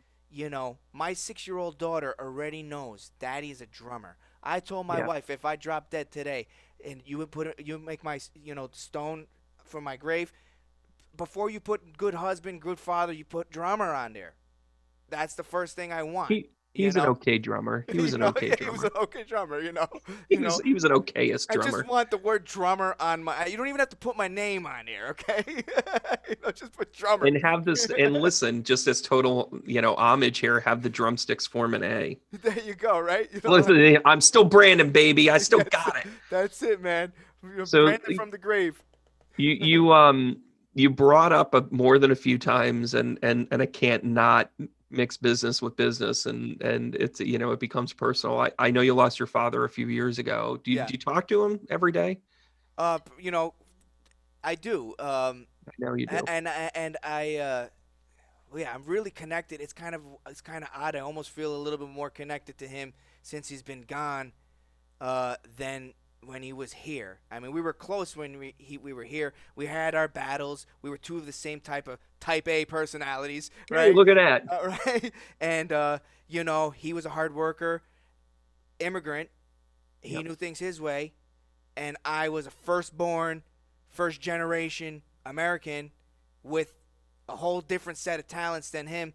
That he raised me to be like, you be your own man. And I think the day he realized that, it was like when I said to him, "You raised me to be my own man, and not to take any crap from no other man. Yep. That means you too." Like. Yeah. But I do, It's like careful what you created, buddy. yeah, he created An that, enemy of the state. You created an enemy of the state. and I love it, and I thank him every day for it. So I know that a lot of both my parents have, my mom thankfully is still with us. I got the both elements from them. The Of course, fire we're and the recording this on her drive. birthday. Yeah, and So, so but I do talk to him. I sense his presence with me. yep. My daughter's name is Celeste, which is my Which father's is name was Celestino. So it's daily reminder. And then my daughter really has a lot of total connection qualities. there with that. Like, I mean, it really, you can see it. Like my dad loved animals, and now my daughter, she takes horse lessons, so she's into horses. Well, I never I want nothing to do with horse, what I mean? But now I yeah, have no choice. It's almost like I told you were gonna need to know how to saddle a horse. yeah. And it's funny. He's pointing out to me the name of the horse because he's talking about Homeland with that. What's the name of the horse? Oh well, she rides two horses at where we take her. Usually Sundance. I think one is called. They both have the name Sun in it. And interesting enough, So let right? me get this straight. You're doing a podcast with a medium, and I just pointed out that what's the significance of the name of the horse, and you just said son twice. Yeah, It's his way of saying hi, buddy. I know, man. Thanks for that. And now, And now that you're saying that, I'm thinking celestial. I always, like the air. And my dad, he learned how to fly airplanes, and he had this plaque on the wall. Again, an immigrant that came to this mhm, country, no that's great. education, and he drove himself to not only fly an airplane but buy his own. He bought an air. He owned an airplane, and he Get out of one of town. the highest ratings that you can get, like as a private That's pilot. cool. And he had this plaque on the wall, and it said, "The sky's the limit." And so that's kind of a Horse. philosophy that I think of too. But I'm doing it here. You know. So it's funny because he also I love that he was that inspiration, and I think the paradigm that you kind of explained about him is the immigrant worked hard, had the pizza places, like the dough's in the dough, you got to go do this, but then Hmm. he showed you that he had passion. Yeah. Yeah. He showed you that he's going to fly all over the place. Yeah. And I'm gonna say this to you: your daughter does connect on a regular basis with him. I think she has actual conversations with him. Yeah. He's I've heard. thanking you for actually having the conversations with him. And again, this is where it gets a little personal. You get a little weird. Do you actually say a prayer to him right before you start playing, right before you start gigging? Um. You know. I'll tell you this. When I play the drums, it's a prayer. Yeah, When I'm actually there it in the is. flow of the drumming, I'm praying uh, for everybody, to everybody. Yep. And it's not me speaking with English words, or with the language that I was brought up on. It's me speaking from a spiritual place, and that is really, for me, and I know this 100%, Hmm. is really, I don't want to call it my secret weapon because it's not a weapon, but it's No, my secret sauce. your This is secret the sauce, one man. thing that I have that I think everybody has it, but I'm totally connected to it. I'm connected into it, and I embrace it, and I'm not afraid of it. And because of that, it allows me to get to where I've gotten so far, but I'm not stopping. I still not where I want to go, but Yeah, it's the difference of why I am able to do this full time for a living, and not yeah, doing any other kind of work right now. And I'm not too proud to have to do other kind of work if I have to, Of course but not. I'm I'm I'm connected, and I have enough belief in myself and the spirits that are driving me, and I know my dad's helping me, and I even think that drummers like Gene Krupa and Louis Bellson, I think that there's people up there who are looking down on me saying, this kid is embodying the vibe Mhm. of what we were about. Let's push him along, you Yeah. know. But you have to still be willing to earn and work for that. I Yeah, still you do. take lessons. I pay a significant amount of money, even in these COVID times, to take the lessons I take. You know, and I believe in that investment in myself. People need to learn how to invest in themselves, not just financially, but spiritually, probably over financially. Yeah, it's you got to feed the soul. The legs feed the wolf, and it's the fact that you recognize that he still has a powerful essence to who you are, not only in your upbringing, that's your root, Mm-hmm. but when you really kind of bring it up to your solar plexus, where your gut says, "Hey, I got to do this," Yeah. or your action is like, "Hey, this is a good gig for me," or "Hey, I'm gonna, present it this way." Yep. And then when you do find, people like Don who come in and you're just like, oh, these are the green lights that you get, Mm-hmm. and you literally like pull yourself in and go like, oh my gosh, thank you. And Yeah. and this is Dad's message and all this. Like, I'm going to keep sending this stuff to you. Oh I'm going to yeah. keep making sure. I'm going to show you where the hard work leads to. I'm going to show you where this is, Mm-hmm. and I'm going to go here with this. Did you just have a problem with like your clutch or the top of one of your cymbal stands? Oh, I just Like, stepped on it. no, no, no, no, no, no. This is like you were like doing a recording, or you were, Oh, I'll tell you what happened. yeah, Okay, this is great, man. I'm so glad you brought this up because yesterday in my lesson, yep, we talked about Einstein mostly, right? This is the kind of stuff that I do in my drum lessons. We're having this big conversation about Einstein, and one of these quotes that Einstein made was like somebody asked him, how do you come up with your theories of stuff? And he's like, well, when you have new world challenges or new challenges, you can't try to solve them with old ways of thinking. of And that course, was like kind of a theme of my lesson yesterday. So my drum teacher, he plays open-handed. So, right, most yeah. drummers you see Explain that to cross over. everybody. What does open-handed look like? So And go open-handed ahead and means play. so most drummers you'll see will, especially if they're right-handed, will cross over the right hand over, top Hmm. and and Right. that's kind of sort of the standard way of playing, We all learned that way. and that we all learn that way, and it's leading with your dominant hand. If you were lefty, you would do it the other way. Of course. Open hand playing means you'd play like this. So I'm using my weaker hand in a more Hmm. dominant So position. you go total Carter Buford on Yeah, everybody. Carter Buford, Simon Phillips, Billy Simon. Cobham, Dom Famulero. These are like the four guys that Oh, come off the. Dom's open. He Dom plays plays open. open. Yeah, so this is going to answer your clutch question.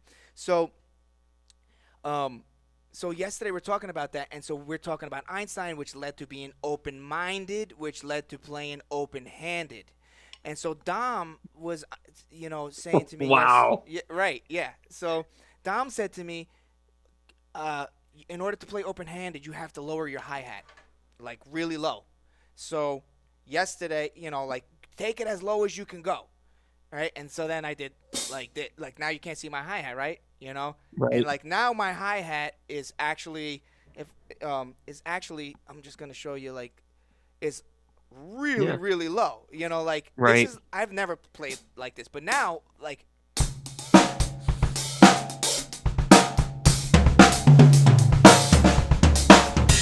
right. And, and So and by the way, the best part about that is you played the exact same rhythm through that whole thing. You just moved your stick around, and that's where your fundamentals come in, and right. that's where the creativity comes in. But what happens now is now if I want to put a ride cymbal here or something else so he was That's saying total you Buford gotta right you there. gotta you gotta cut this, like Yeah. this is waste, you don't need this, if you're gonna play this style, cut it.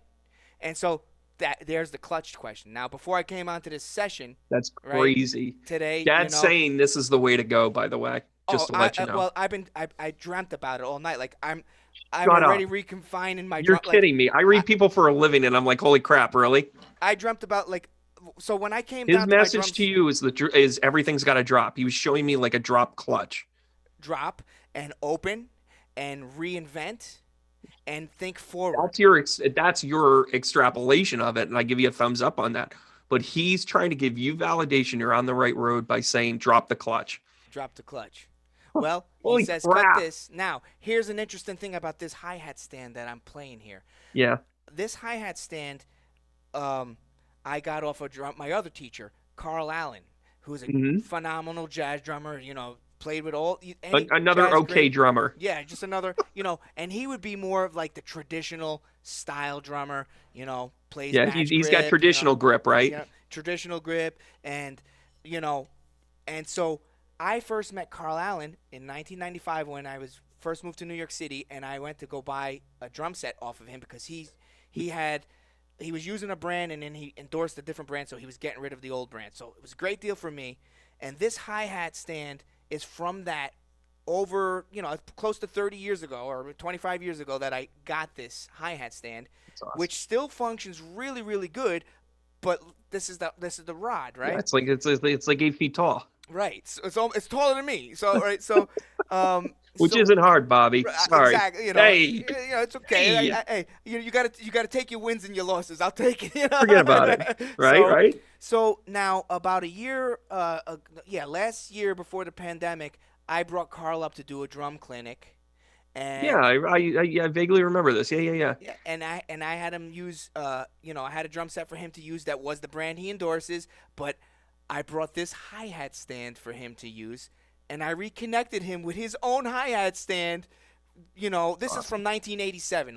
This is a 1987 model hi hat stand. Still works really great. So this is on my home kit. I have way too many drum kits, but this is what I have on my home studio kit. And so now, Dom is saying to me, let's move forward. Let's drop the hi hat. He's not telling me to do it. He's like, explore it, open your mind, try it. It's gonna Hmm. open up ideas. And this hi hat stand represents an old way, and I'm not gonna cut it because this is like a piece of my history. But Yeah, I they're a was pain like, in the ass too. and But and I don't want to cut my hands. I don't. The only yeah, tools I have are you're these. better off just going to Musician's Friend and getting Yeah. a new ride. Okay, Yeah, so I'm gonna go. So I was already looking online, like, let me get, which I'm gonna get a new hi hat stand now, get the right? 36 incher and you'll be okay. Yeah, no, So, I get it. so now I'm like, last night I was dreaming about like, okay, man, I'm gonna redo my whole setup. I'm gonna lower my hi hat. I'm gonna have a ride over here like Carter, and I'm gonna use one time. I was redesigning. Yeah. I didn't sleep last night because I was redesigning my drum set. So here I am, 43 years old, been playing drums since I was 10, and I still dream and still configure like it's. I am a Yeah. one-track minded person. It's these drums, you know. Isn't that great? That's Well, how I'm I glad. connect to everything else, though. That's how I I, do I, it, you know. I'm glad your dad gave you validation in this as well. Yeah, And that's great, man. Yeah, thank you. and I want to make sure everybody sees the link below. That'll get you to Bobby A Drums, whether you want to, check out his bands, whether you want to set up lessons for kids. Now, is that what you're doing? A lot of, you're doing the virtual Yeah, lesson plan now? yeah, I love it, to be honest with you. And I teach all ages and all levels. And I have just embraced this technology for there's a lot of reasons. One, for the students' reason, I get to go into their home and see what their drum set looks like and Don't help bring me them. to the bathroom. I always say that. Yeah, right. There's that. But like, one of my students, his drums were upside down and he didn't even know it. Yeah. I was like, bro, you got to flip those suckers over. And while we're doing it, let's talk about tuning. So like it helps versus if they come to the same studio and play the same, you know, uh, you know, drum set all the time where I have it tweaked out perfect for them every time. So they have to actually do that. Then, let's face it, I like seeing myself on the screen. So when I'm teaching them and I see myself a little bit over there, it helps me to like deliver and Hmm. animate the lesson a little bit more. Now I do that in person too, but I can't watch myself what I'm doing when it's in person. Now I can Yeah. see myself in the monitor. Okay, your hair's out of whack, or make sure, like you said, when I first started doing videos, the bathroom door was always open. Like, you learn by trial and We error. all do that. Yeah, we all do that stuff. You know? Where I'm sitting there and I'm like, oh my gosh, I just have, a whole bunch of metal. But I kind of like I kind of like, first of all, my meditating Jesus back Yeah, here. yeah. I also like my Bodrin. I got this really cool. Do you see this? Do you see the underscore of this one? It's a hand drum. It's a shaman drum, Yeah. and it was handmade. Wow. And it actually looks like a tree. Yeah. Yep. The handle and the centerpiece of it. Yeah, it's The awesome. tone on it was so sweet, though. I mean, and it was the first time I had purchased a drum like that online. I mean, I've gotten some other stuff, like even the djembe here. It was a guy that was we're in upstate New York, and he was in downtown Troy for a couple of years, and I went in, and he was, I believe his name is Naku, and he was just the coolest guy. And he would sit down, he would talk to you about drums, he'd talk to you about the polyrhythm, and you'd watch him. Like, in our life, you see a drummer who does like blast beats and stuff, and you're like, oh wow, okay, a lot of hard work, whatever. The things he was doing with his hand rhythm, and by the Yeah. way, all circular. All circular. Yeah. Everything is circular on Yeah. djembes. Yeah. Everything. You don't go like this, you go like this. Right. That's how you get It's good awesome. sound. Yeah.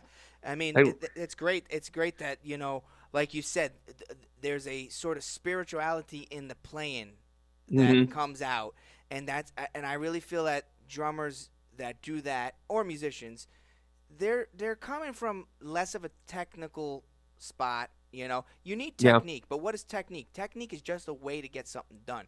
You want to make sure you have technique that doesn't hurt you, but also Mm. helps to make good sound.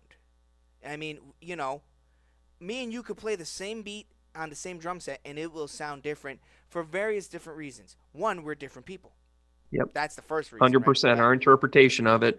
My disdain for Steve Miller, Yeah. go ahead and bring that up again, Right. may or may not influence how I'm going to interpret a certain pattern. Right.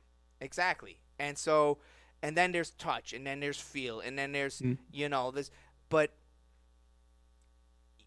again, it comes down to, and I tell this to my students all the time, especially when they get like a little bit like into the gear too much. Right.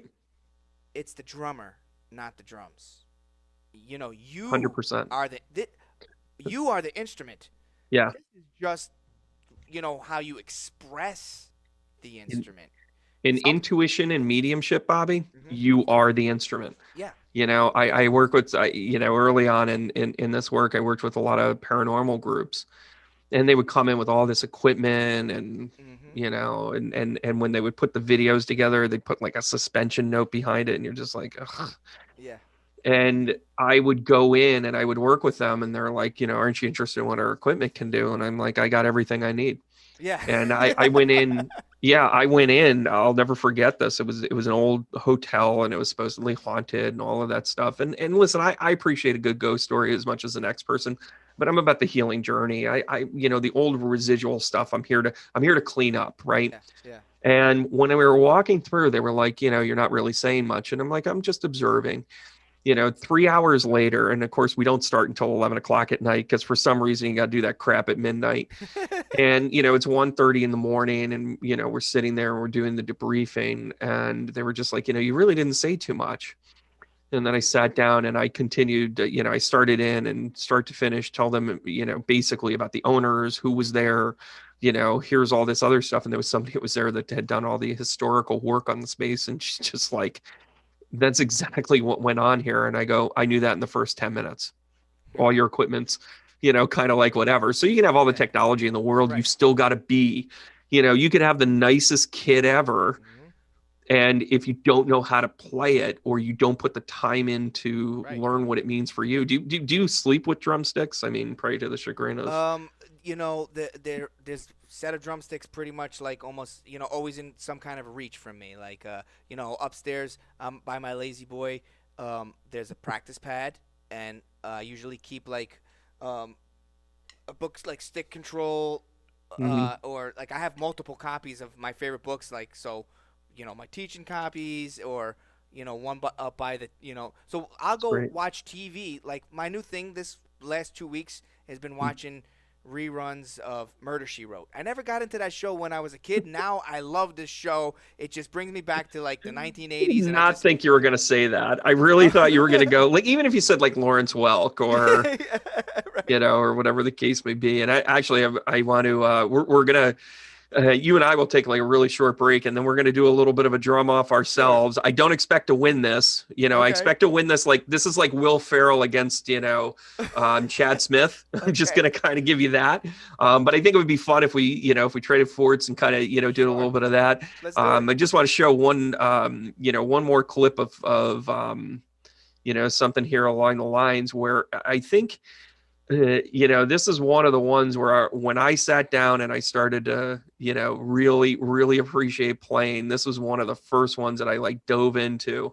And I hope Oh you can yeah. see him Yeah, here. yeah. Of course. Yeah. And this was just, you know, one of those things where he was kind of, he just embraced the entertainment Yeah. of being able to do this. And Johnny Carson, I think, did more for drumming Oh yeah. for our generation, for that, you know, I mean, you know, now from 40 to even, you know, 60, Mhm. where you know, you would tune into this and you can just, you know, even though I got the sound off, you can totally hear that, Oh you yeah. know, him That going left hand. Yeah. Yeah. Yeah. That right there.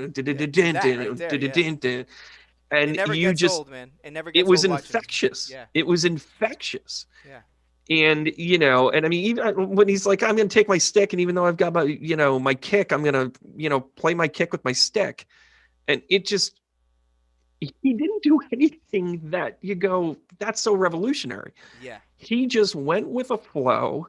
Yep. And I think he was also one of those people. And I was heartbroken to find out that he was a real jerk to people. And it was, I think it was probably at a time where I think people just didn't understand his genius and the space he needed to be who he needed to be. And his generation, you know, and quite honestly, I know, you know, some people who played in his bands and have met his daughter a couple times. Yeah. You know, some of those stories that made it to, you know, that he's It, known it, it, for, it's it's exaggerated, yeah, right? exaggerated. He was way more cooler and nicer than the one or two times where he lost his cool like everybody else does. It just happened to be that somebody had a tape recorder at that time, you know. And you know, he was also a different generation. You know, he got in. He was from the vaudeville era. At Yeah. 18 months old, he was playing drums and supporting his whole family. Like he literally Crazy. played drums his whole life.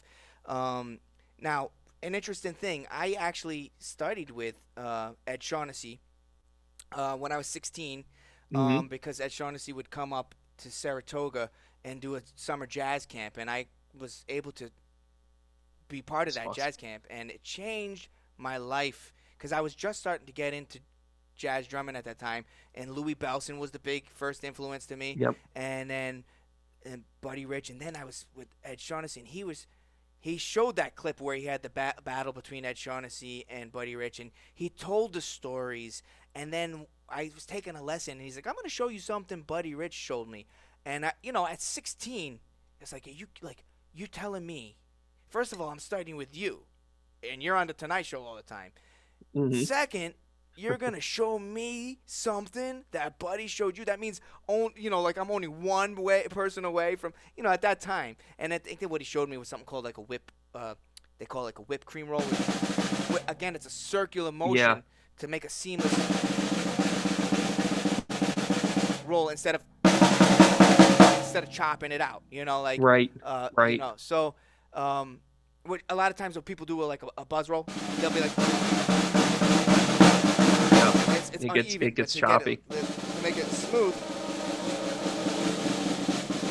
Now he was talking about like doing like this kind of thing, like where you were going around. I still need to work on it. See, you can never stop learning. Yeah, that right there. You know, Hmm. and it was a hilarious story that he told because the story goes that they worked out the routine and you know Ed says to Buddy, listen, uh, you know, everybody knows you're the best drummer in the world, so this is my show, this is my gig. Don't make me look that bad, you know, friendly, you know, like don't make me. Right. And Buddy's like, yeah, don't worry about it. I got it. You know, I'll go easy on you, right? And so then what happened? And if you watch if you have the sound on, and anybody goes back and watch this, there's a spot where Ed plays, and the crowd Just goes actually nuts. roars, Yep. and Buddy heard that, and Buddy was It like, "Oh kicked him heck in, man. no," like, and then Buddy cut, and then so see you see right there, and he's kind of like Yeah, so he's like, huh? you're right, and so but Buddy promised he wasn't gonna do this one thing that. And Buddy ended up doing it, and I think it's this crossover thing that he does. Maybe it's gonna come up over here. Yeah. Um, Well, yeah, there it is. Where over he under does the over under. traditional grip and he's able to take his right hand and go under, Yeah, all the way over to the floor. That's it's just wow. And and in fairness, to what you're saying, and I'll back this up. Every single time he was quote a bad guy, he was holding people accountable. right, right, And that's not, oh my gosh, I'm disheartened that he was a jerk. My takeaway on that is he was a jerk because he's got a standard. When right. Yeah, you talk about being the best person there and playing with people that are better than you, there it is. Like, you get to be a jerk if you do that. But right, he probably also learned that every time he was a jerk, he was probably a nice guy 5,000 other times right. because He gave you the people gig. understood that coming into you it. know, he gave that was it. That little lick he just did in that last section over there. Yeah. He was like, but yeah, but that's the point. First of all, he's given these young, fresh out of college kids the chance, that first chance.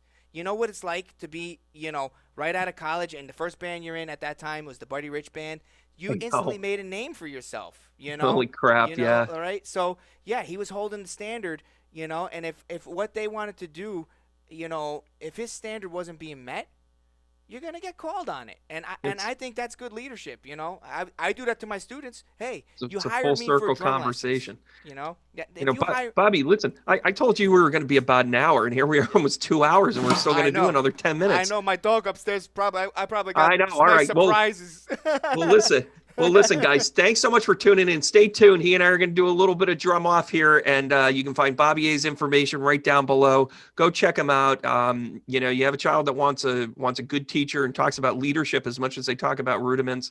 Bobby A's your guy. And Bobby, thanks for being a guest. Let's just have a little bit of fun here, okay? Thank you so much, Brent. Thank you for having me. It's a pleasure to talk to you and reconnect. And I really appreciate the messages from my dad that you shared with me. And Drop that clutch, buddy. Drop the clutch, man. And the one thing I just want to leave with everybody is that we are all in this together. Empower people, be a light, bring people up. We just can't live in a world where we're just trying to crush people all the time. If people are going to get crushed, let them do their own crushing. If you want to crush something, get some grapes and let's make some wine. Be here all weekend. All right, guys. I hope you enjoy our closeout here. Thanks again. On Everyday Intuition, remember to like and subscribe, share with your friends, let them know where Bobby A is, remind them that they are the light, and remember to keep going. Let's have a little bit of fun here. All right, well, I'll edit that video. Dude, we're doing this every single week from here on in. I'm ready, man. I'm ready. It's fun.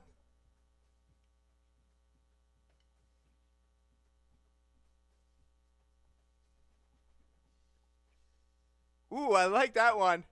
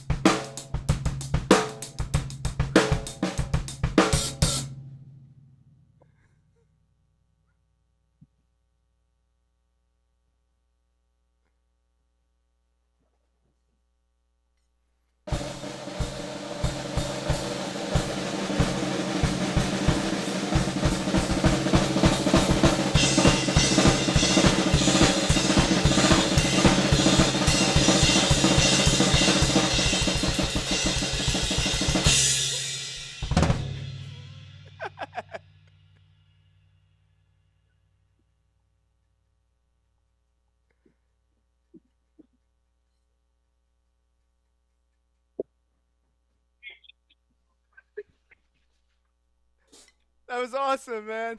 Oh my God, where the hell did that come from? Hey, it was good. Okay, here we go. Here we go. Take us down with a big spell here, Bobby. Go do it. Okay, here we go. Let's see. You're putting me on the spot. Let's see.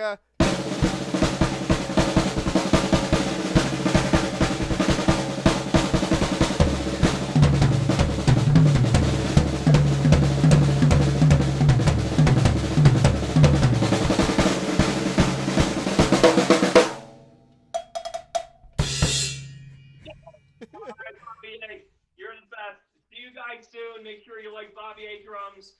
And thanks again for tuning in once again. Having the time of my life. Now that I got my drum kit here, I'm just gonna keep going. Have fun. Thank you so much. It was a pleasure. We got to do this again sometime.